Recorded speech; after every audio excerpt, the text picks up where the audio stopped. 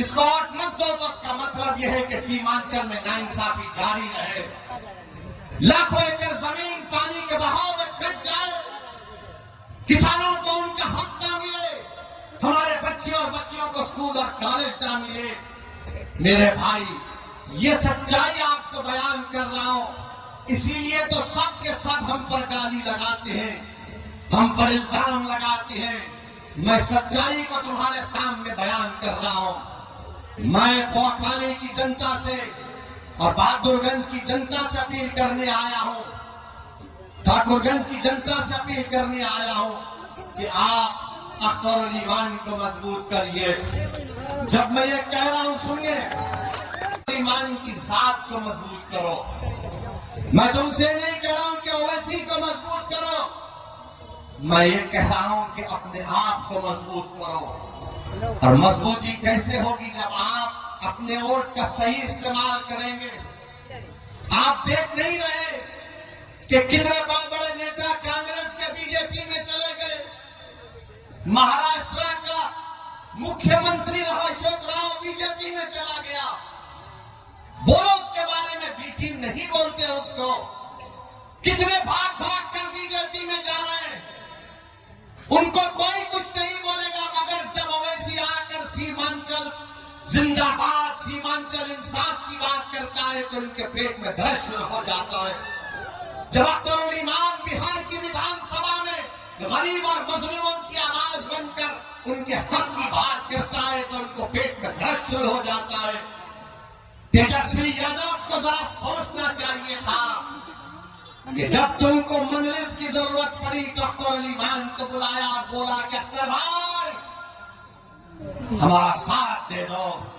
तेजस्वी, तुमने जो 4 गुलाब जामुन समझकर हमारे विधायक को खा दिया, वो हजम कर गए तुम उनको? क्या किया तुमने उन 4 का? कहां मुंह दिखाने के काबिल नहीं रहे वो लोग? आज अख्तर अली खान से कह रहे, अरे हमने पहले दिन से कहा था कि हम बीजेपी से कभी समझौता नहीं करने वाले, हम कभी समझौता नहीं किए, ना करेंगे कभी इंशाअल्लाह ताला। 2 मरतबा नीतीश कुमार को तुमने मुख्यमंत्री बनाया और 2 मरतबा नीतीश कुमार ने बिहार की जनता को धोखा किया और बीजेपी को सत्ता दी। मगर बताओ, इनकी जबानें बंद है, जबानें बंद है, कुछ नहीं कहते।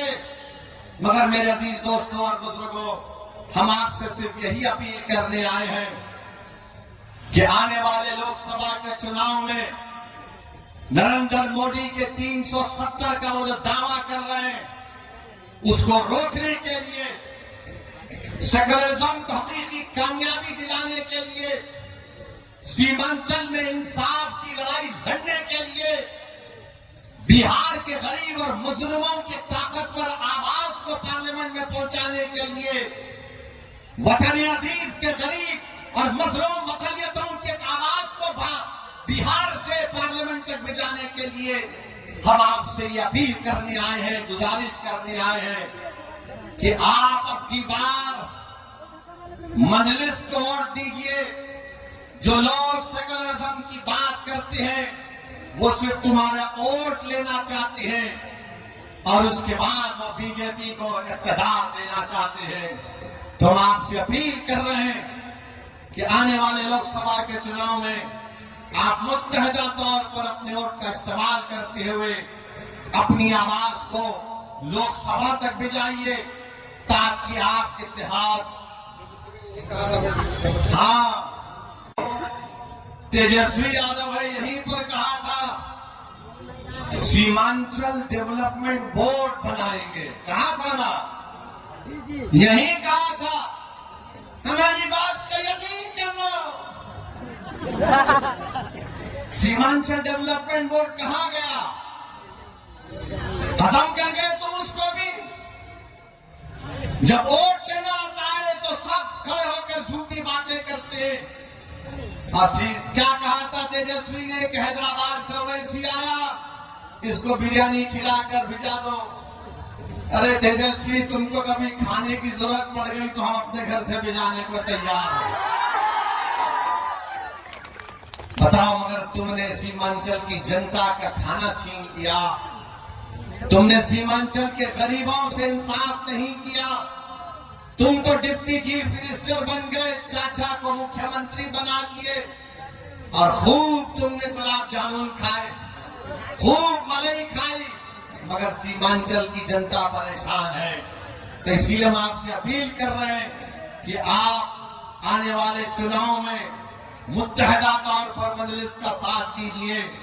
हम पिछले बार भी एक ही सीट पर लड़े थे, दूसरी सीट पर नहीं लड़े, तो कई सीटों पर बीजेपी जीत गई, मगर अब की बार इंशाअल्लाह ताला किशनगंज भी लड़ेंगे और भी कई पार्लियामेंट की सीट पर इंशाअल्लाह ताला हम सोच और विचार कर रहे हैं, क्योंकि हम जान चुके हैं कि तुम बीजेपी को नहीं रोक सकते। मोदी को अगर कोई रोक सकता है तो इंसाफ पसंद लोग रोक सकते हैं। ये मिलावटी, ये मिले हुए लोग नहीं रोक पाएंगे। ये कभी भी किसी भी कीमत पर आपका सौदा कर जाएंगे। तो हम आपसे अपील कर रहे हैं कि अपने मुत्तहिद रहिए, मजलिस को मजबूत रखिए, क्योंकि मगरिब का वक्त होने जा रहा है। हम आपसे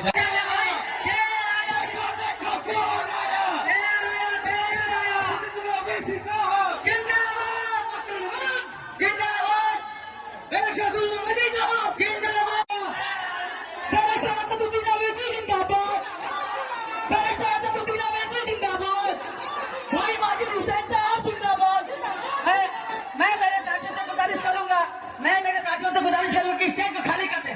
मेहमान आने खुसूसी को छोड़कर जितने भी बंदे सब स्टेज को खाली कर दे, खुदा के वास्ते स्टेज को खाली कर दे, प्लीज स्टेज को खाली कर दे, खुदा के वास्ते स्टेज को खाली कर दे। खुसूसी को छोड़कर मेहमान आने बार-बार कह रहा हूं, मेहमान आने खुसूसी को छोड़ के सब कहां चले जाए। लोगों से गुजारिश है, मेहमान आने खुसूसी को छोड़ के सब कहां चले जाए। मेरे साथियों से गुजारिश है कि आप लोग फोटो और सेल्फी ले लीजिएगा। पहले दूर हो जाए, सदर साहब का कार्यक्रम हो जाने दीजिए, उसके बाद आप सारे लोग सेल्फी ले लीजिएगा इंशाल्लाह। भाई मेरे मीडिया कर्मी से गुजारिश करूंगा कि सब आप लोग पीछे चले जाए। आप लोगों के बीच एक महान हस्ती को दावत समंदर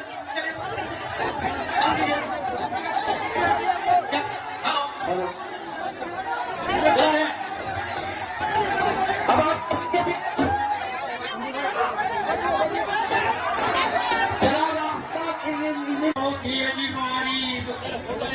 तुम का एहसान करना जरूरी है। जहाँ कत्ल हुआ वो शहीद हुए। आपको मालूम है कि हमारे मुखिया असलम साहब, इनका ताल्लुक गोपालगंज से था। हमारा एक मजबूत जर्री सिपाही था, एक हमारा बहादुर इंसान था। खत्म हो गई है, एमआईएम के मेले को तोड़ देंगे, एमआईएम खत्म हो जाएगी सीमांचल से। लेकिन आपकी एक अजीम भीड़, आपकी एक अजीम तादाद ये साबित कर रही है कि एमआईएम खत्म नहीं हुई है। एमआईएम इंशाअल्लाह ताला अब्दुल साहब ने पिछले 2 बार पार्लियामेंट का इलेक्शन लड़ा। 2014 में अब्दुल साहब ने इलेक्शन लड़ा और उन्होंने कुर्बानी दी। आप जानते हैं उनकी कुर्बानी की वजह से मौलाना मोहतरम कासमी साहब भारी वोटों से जीते थे।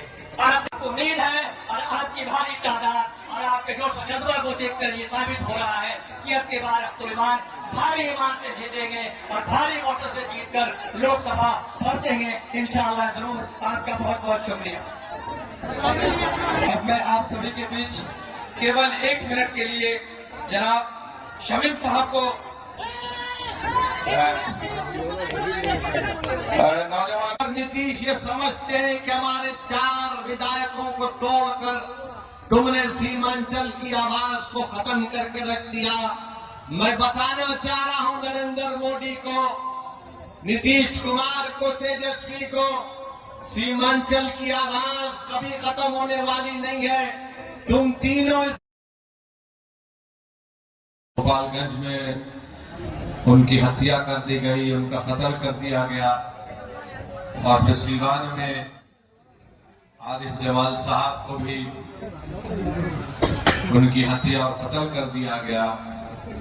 मैं आज आपके दरमियान में खड़े होकर इन दोनों पसमानदगान और इनके खानदान से न सिर्फ इजहार ताज़ियत उनको पेश करता हूँ, बल्कि मैं उनके परिवार को, उनके अफराद खानदान को, उनके चाहने वालों को और सीवान और गोपालगंज की आवाम को ये बताना चाहूँगा और उन तक मैं पैगाम देना चाहूँगा कि हम उस खानदान के साथ खड़े हैं। असलम साहब के और आरिफ जमाल साहब के और मजलिस इत्तेहादुल मुस्लिमीन की पूरी कोशिश यही होगी कि जिन जालिमों ने असलम साहब को और आरिफ साहब का कत्ल किया, अल्लाह सुब्हानहू व तआला उन तमाम कातिलीन को अल्लाह उनको निस्तो नाबूद करे। और हम बिहार की हुकूमत से इस बात का मुतालबा करते हैं कि उन तमाम कातिल जिनको गिरफ्तार किया गया है उनको सख्त से सख्त सजा दिलवाई जाए।